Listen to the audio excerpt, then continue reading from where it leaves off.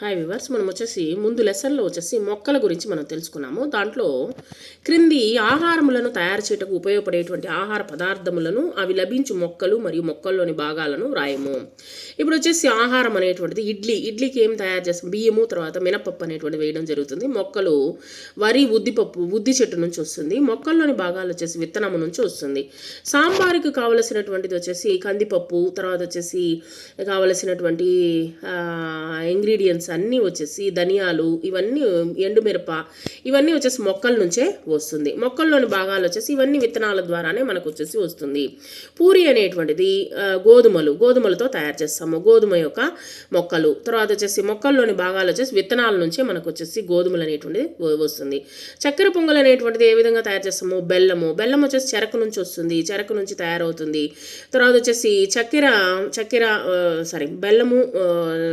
బెల్లం వచ్చేసి sugar cane, చెరకు ద్వారా మనకు లభిస్తుంది.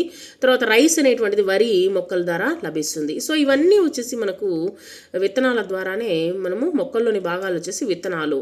సో ఈ విధంగా మనం వచ్చేసి కాండము ఉన్నటువంటి భాగాన్నే మనం వచ్చేసి వాటిని జ్యూస్ ద్వారా మనము ఈ యొక్క చక్కెర పొంగల్ అనేటువంటిది తయారు చేయడం జరుగుతుంది. అంటే బెల్లాన్ని ఉపయోగించి. సో ఈ విధంగా ప్రతి ఒక్కటి వచ్చేసి మొక్కల భాగంలో నుంచి మనకు తయారైనటువంటి పదార్థాలే. ఒక విషయం తెలుసుకుందాం. నాగర్కోవిల్ సమీపంలో వచ్చేసి ఈశాంతి మంగళంలో 500 సంవత్సరముల పురాతనమైనటువంటి నీర్ మరుదు చెట్టు అనేటువంటిది ఉందన్నమాట. దీని ఎత్తు 150 అడుగులు, చుట్టుకొలత 85 అడుగులు. దీని ఆకులు మరియు బెరడు ఔషధముగా ఉపయోగపడుచున్నది. వీటిని వచ్చేసి ఎక్కువగా మనము ఔషధానికి ఉపయోగిస్తూ ఉన్నాం అనమాట. ఇది ఎక్కడుందంటే నాగర్కోవిల్లో ఉంది. మొక్కలను గురించి క్రొత్త విషయాలు ఏమైనా ఉంటే దినపత్రికల్లో ఏమైనా ఉంటే సేకరించి వాటి గురించి మీరు రాయండి. తర్వాత రెండవ లెసన్ జంతువుల యొక్క ప్రత్యేక జ్ఞానేంద్రియములు. సో ఏ విధంగా మనం జంతువుల గురించి మనం తెలుసుకుందాం. మొక్కల గురించి తెలుసుకున్నాం, ఇప్పుడు జంతువుల గురించి తెలుసుకుందాం. చూడండి, కోతి ఉంది, తర్వాత వచ్చేసి ఏనుగు ఉంది, తర్వాత వడ్రంగి పిట్టు ఉంది, పాము ఉంది, సింహము, తర్వాత జింక, ఇవన్నీ కుందేలు, పులి, ఇవన్నీ మనము దీంట్లో చూడగలుగుతున్నాం. ఇవన్నీ నోట్స్ రాసేటప్పుడు చూద్దాము. పై చిత్రమును గమనించి జవాబులు రాయండి. చిత్రములో ఉన్నటువంటి జంతువుల పేర్లను రాయండి. నోట్స్ రాసేటప్పుడు రాద్దాము. ఏనుగు మరియు కోతి బాహ్య అవయవములను భేదపరిచి రాయండి. సింహమును గూర్చి మీకు తెలిసినటువంటి విషయాలను రాయండి. మీరు ఇంట్లో ఇలాంటి విషయాలను ఏమైనా చూసి ఉన్నారా? ఇప్పుడు వచ్చేసి చీమలు పడతాయి. మామూలుగా వచ్చేసి కొన్ని వస్తువులు కింద పడితే చీమలు వచ్చేస్తాయి. కింద పడి ఉన్నటువంటి రొట్టె ముక్కలకు చీమలు చుట్టి ఉన్నవి ఎట్లు. సో చీమలు ఎలాగొస్తాయి అనేటువంటిది తెలుసుకోండి. తర్వాత కుక్క నిద్రించినప్పుడు దాని సమీపమున శబ్దము లేకుండా నడిచినప్పుడు అది వెంటనే దాని చెవిని పైకి లేపుతుంది. మామూలుగా వచ్చేసి చెవిని వచ్చేసి పైకి లేపుతుంది. లేపింది ఎందుకు వలన? దీనికి అన్నిటికీ ఆన్సర్లు మనము నోట్స్ రాసేటప్పుడు చూద్దాము. చెట్టు నీడలో మనము కూర్చొని ఆహారం తిన్నప్పుడు మన చుట్టూ ఏవేవి వచ్చి చేరుతుంది? ఎక్కువగా వచ్చేసి చెట్టు కింద కూర్చొని అన్నం తిన్నామనుకోండి, ఏమేమి వస్తాయో అనేటువంటిది మీరు గమనించి రాయండి. జంతువుల యొక్క జ్ఞానేంద్రియాలు. మామూలుగా వచ్చేసి జంతువులు వచ్చేసి మానవుల వలె ఇప్పుడు మనుషులకి 6 మనకు వచ్చేసి జ్ఞానం అనేటువంటిది ఉంటుంది. కానీ వీటికి వచ్చేసి 5 జ్ఞానాలు ఏంటనేది మనం చూద్దాము. జంతువులు మానవుల వలె చూస్తుంది, వినుట, వాసన గ్రహించట, స్పర్శ, రుచి మొదలగు జ్ఞానేంద్రియములను కలిగి ఉన్నవి. అన్నింటినీ కలిగి ఉంటాయి. కానీ అన్ని జంతువులు జ్ఞానేంద్రియముల ద్వారా వాటి పరిశ్రమలు, నివసించే ప్రదేశములను కనుగొనును. తన యొక్క జ్ఞానేంద్రియాల ద్వారానే కనుక్కుంటుంది. కానీ అది మాట్లాడలేవు మాత్రమే. కానీ మనకు వచ్చేసి మాట్లాడేటువంటి శక్తి అనేటువంటి మనకు ఉంది. వీళ్ళకి వచ్చేసి ఈ యొక్క జంతువులకు వచ్చేసి మాట్లాడేటువంటి శక్తి అనేటువంటిది లేదు.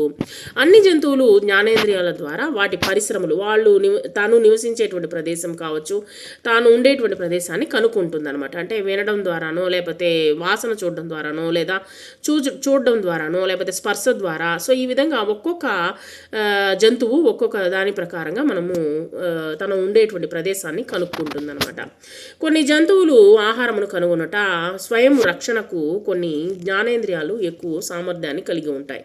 కొన్ని వచ్చేసి ఎక్కడ వాటర్ ఉంది, ఎక్కడ వచ్చేసి మనకు ఆహారం లభిస్తుంది అనేటువంటిది మామూలుగా వచ్చేసి వాసన ద్వారానో, లేకపోతే చెవుల ద్వారానో, వాటి చూడడం ద్వారానో పసిగడతాయి అన్నమాట జంతువులు. ఎలా పసిగడతాయి అనేటువంటిది మనకు ఒక డౌట్ వస్తుంది. జంతువుల దృష్టి, మనము ఒక వస్తువును చూడడానికి అదే వస్తువును జంతువులు చూడడానికి చాలా భేదం కలదు. ఇప్పుడు వచ్చేసి సూది పడిపోయింది అనుకోండి, కింద పడిపోతే దాన్ని వెతకడం అనేది కొంచెం చాలా శ్రమతో కూడినటువంటి పని. మనము అదే వచ్చేసి పక్షులు చూసినాయనుకోండి, జంతువులు చూడడానికి చాలా భేదం కలదు. చూసిన వస్తువు యొక్క రంగు, దూరము మరియు స్పష్టత మొదలగునవి జంతువుల చూపు నుండి వేరగును. జంతువులు వచ్చేసి ఫాస్ట్గా చూస్తుంది అనమాట. ఒక్కొక్క జంతువు ఒక్కొక్క విధంగా చూస్తుంది అని చెప్పడం అనమాట.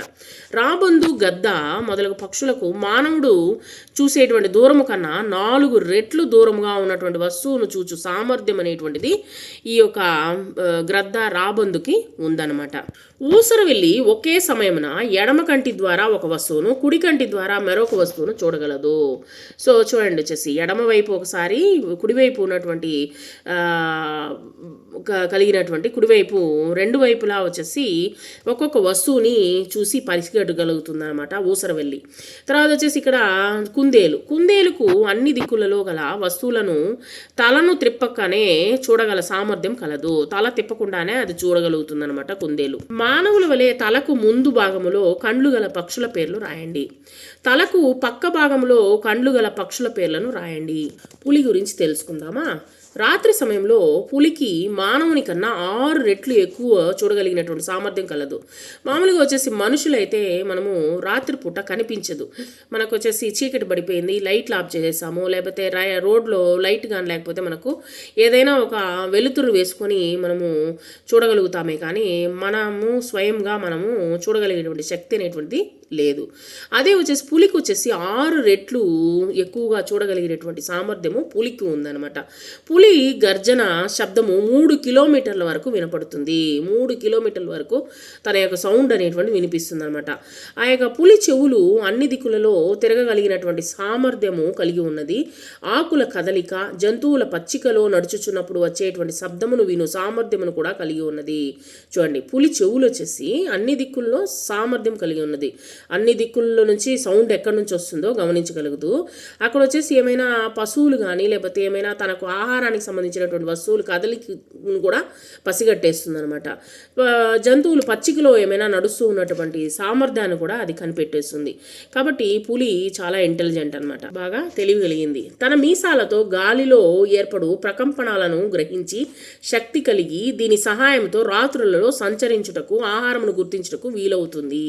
తన మీసాలతోనూ తర్వాత వచ్చేసి గాలిలో వీచేటువంటి గాలిలో ఏమైనా ప్రకంపనాలు కనిపించినాయనుకోండి, అవి వచ్చేసి కనుక్కొని అది వచ్చేసి దాని ప్రకారంగా నడుచుకునేటువంటి శక్తి సామర్థ్యాలు ఎవరికి ఉందంటే పులికి ఉందన్నమాట. జంతువులు వర్ణనలను చూడగలవా? మనము అనేక రంగులను చూసే విధంగా ఆ జంతువుల వలన అనేక రంగులను కూడా చూడడానికి వీలు కాదు. అనేక రంగులు మనం చూడగలుగుతాము, కానీ ఇవి చూడలేవన్నమాట. చూడండి, ఎందుకంటే ఎద్దులకు అన్ని వస్తువులు నలుపు, తెలుపు వర్ణముల్లో మాత్రమే కనపడును. చూడండి, ఎద్దులకు వచ్చేసి ముసలికి కూడా ఈ విధంగానే కనపడుతుంది. అంటే మనకు కలర్గా కనిపిస్తుంది కదా, కనిపించదు. ఎద్దుకు వచ్చేసి మనం అందరము బ్లాక్ అండ్ వైట్లో ఉన్నట్టే కనిపిస్తుంది ఎద్దులకి. జ్ఞాపకం ఉంచుకోండి, రంగురంగులు మనం వేసుకున్నటువంటి బట్టలు కావచ్చు, లేకపోతే వేరేది ఏమైనా ఉంటే అవి ఏమీ కనిపించదు అనమాట. ఎద్దులకు అన్ని వస్తువులు నలుపు, తెలుపు వర్ణములలో మాత్రమే కనపడుతుంది. ముసలికి కూడా ఇదే విధంగా కనపడుతుంది, జ్ఞాపకం ఉంచుకోండి. తేనెటీగ వలన ఎరుపు రంగును చూడడానికి వీలు కాదు. తేనెటీగలు వచ్చేసి ఎర్ర రంగుని చూడలేవు. ఇక్కడ చూడండి, మనకు వచ్చేసి ఏనుగులకి వేరే వాళ్ళ చెవులు, తర్వాత వచ్చేసి జింకకి, జిరాఫీకి, ఎద్దులకి, కుక్కకి, కుందేలుకి, పిల్లికి, ఎలుకకి, కోతికి వేరే వేరే చెవులు కనిపెడితే ఏ విధంగా ఉంటుందనేటువంటిది ఇక్కడ బొమ్మలో చూడండి. ఈ జంతువులు చూడడానికి వినోదంగా ఉంది కదా, మనకు కనిపిస్తుంది కదా. కళాకారుడు చెవులను మార్చి చిత్రించినారే. ఏ జంతువుల చెవులు ఏ జంతువుల్లో ఉన్నవో కనిపెట్టుము. సో మనం చెవులు వచ్చేసి మార్చి ఇక్కడ వచ్చేసి ఇవ్వడం జరిగింది. ఏ జంతువులు ఏ చెవుల్లో ఉన్నవో కనిపెట్ట. ఇక్కడ తెలుసుకుందామా. ఇక్కడ వచ్చేసి పటములో ఉన్నటువంటి జంతువుల చెవులను మీ వలన చూడడానికి వీలవుతుందా? వాటికి చెవులు ఉన్నాయా? కొన్ని వచ్చేసి బల్లికి, తర్వాత వచ్చేసి వీటిలో ఏమైనా చెవులు ఏమైనా ఉన్నాయా, కనిపిస్తున్నాయా మీకు? పిచ్చుక, తర్వాత బల్లి, కప్ప, కాకి, తర్వాత కోడి, తర్వాత వచ్చేసి చేప, వీటికి చెవులు ఏమైనా ఉన్నాయా, కనిపిస్తుందా? లేదు.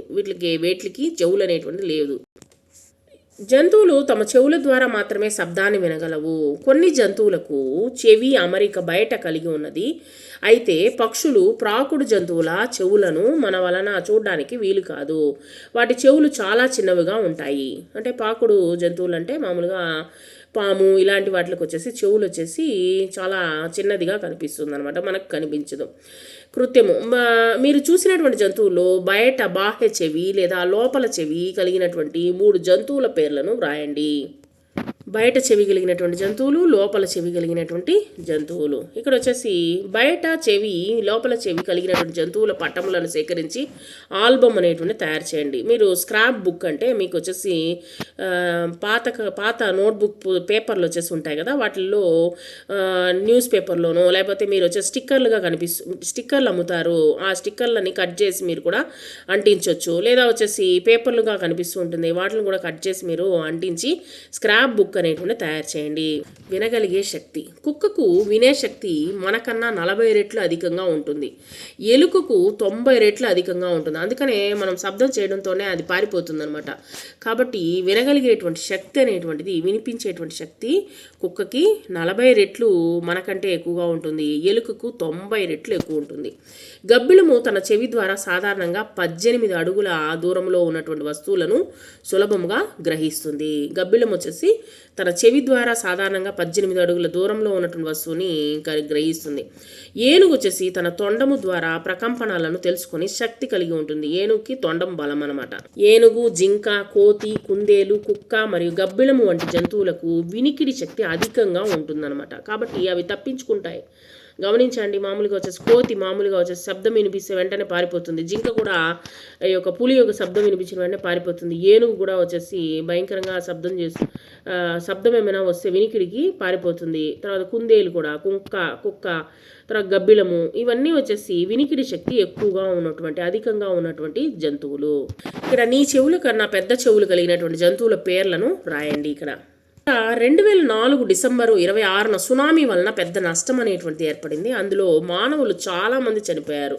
అయితే ఆ ప్రదేశంలో ఉన్నటువంటి జంతువులు మాత్రము ఆ ప్రమాదంలో చిక్కుకొనకుండా తప్పించుకున్నవి ఎలా? సో అవి మటుకు ఎలా తప్పించుకున్నాయి జంతువులు మటుకు అనేటువంటిది మనము కనిపెట్టి రాయండి. కోతి, చీమ, కుక్క లాంటి జంతువులు భూకంపం రావడానికి ముందుగానే గ్రహించే శక్తి అనేటువంటిది ఈ కోతికి, చీమకి, కుక్కకి ఉంటుందన్నమాట. జంతువుల వాసన గ్రహించగలిగినటువంటి శక్తి. వాసన గ్రహించగలిగినటువంటి శక్తి ఎవరెవరికి ఉందంటే, ఎక్కువ వాసన గ్రహించు సామర్థ్యములు ఉన్నటువంటి జంతువుల్లో ఏవో మీకు తెలుసా? సీతాకోకచిలుక, దోమ, చీమ, కుక్క మరియు తేనెటీగ మొదలగునవి. వీళ్ళకి ఎక్కువ సౌండ్ అనేటువంటిది గ్రహించగలిగేటువంటి శక్తి ఎక్కువగా ఉంటుంది. కుక్క వాసన గ్రహించు శక్తి. కుక్కకు వాసన గ్రహించు శక్తి మానవుని కన్నా 1,00,000 రెట్లు ఎక్కువ అనమాట. మీరు ఎక్కువగా గమనించినట్లయితే కుక్కకి వాసన గ్రహించే శక్తి మానవుని కంటే 1,00,000 రెట్లు ఎక్కువ. కాబట్టి ఎక్కువగా పోలీసులు వీటిని ఉపయోగిస్తూ ఉంటారు. ఈ యొక్క కుక్కల్ని ఉపయోగించి ఎక్కువగా దొంగల్ని పట్టుకోవడానికి ఈ యొక్క కుక్కల్ని ఉపయోగిస్తూ ఉంటారు. జర్మన్ షెఫర్డ్ అనేటువంటి కుక్క ఇది. కుక్క వాసన గ్రహించు వలన అది ఉన్న ప్రదేశమును తెలుసుకుంటుంది. కుక్క వాసన గ్రహించే శక్తి వలన పేలుడు పదార్థాలను కూడా, మనం మామూలుగా వచ్చేసి ఎక్కడైనా బాంబు పెడితే బాంబు స్క్వాడ్స్ కూడా వచ్చేసి కుక్కల్ని ఉపయోగించి ఆ యొక్క బాంబుల్ని తీయడం జరుగుతుంది అనమాట. సో దీనికి 1,00,000 రెట్లు ఎక్కువ వాసన శక్తి అనేటువంటిది కలిగి ఉంటుంది అనమాట కుక్క.